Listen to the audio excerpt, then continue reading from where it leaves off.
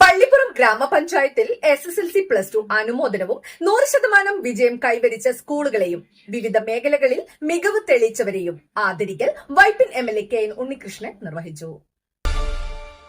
പള്ളിപ്പുറം ഗ്രാമപഞ്ചായത്തിന്റെ നേതൃത്വത്തിലാണ് ആദരിക്കൽ ചടങ്ങ് സംഘടിപ്പിച്ചത്. വൈപ്പിൻ MLA KN ഉണ്ണികൃഷ്ണൻ ഉദ്ഘാടനം ചെയ്തു.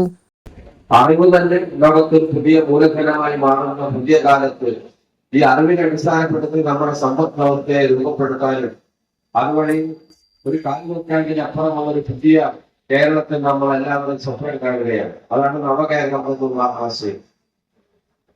അപ്പോ 25 വർഷം കഴിയുമ്പോൾ ഇന്ന് പഠിച്ച് പുറത്തു വരുന്ന കുഞ്ഞുങ്ങൾക്ക് എല്ലാവർക്കും നമ്മുടെ നാട്ടിൽ തന്നെ തൊഴിലും മറ്റ് വികസിത രാജ്യങ്ങളോടൊപ്പം വരുമാനത്തിലും ജീവിത നിലവാരത്തിലും പള്ളിപ്പുറം ഗ്രാമപഞ്ചായത്ത് പ്രസിഡന്റ് രമണി അജയൻ അധ്യക്ഷത വഹിച്ചു. പള്ളിപ്പുറം ഗ്രാമപഞ്ചായത്ത് വൈസ് പ്രസിഡന്റ് AN ഉണ്ണികൃഷ്ണൻ സ്വാഗതം ആശംസിച്ചു.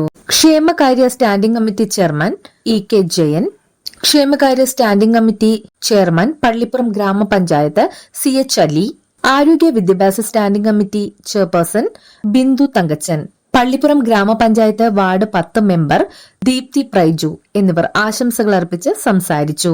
പള്ളിപ്പുറം ഗ്രാമപഞ്ചായത്ത് സെക്രട്ടറി സുഷമകുമാരി നന്ദിയും പറഞ്ഞു.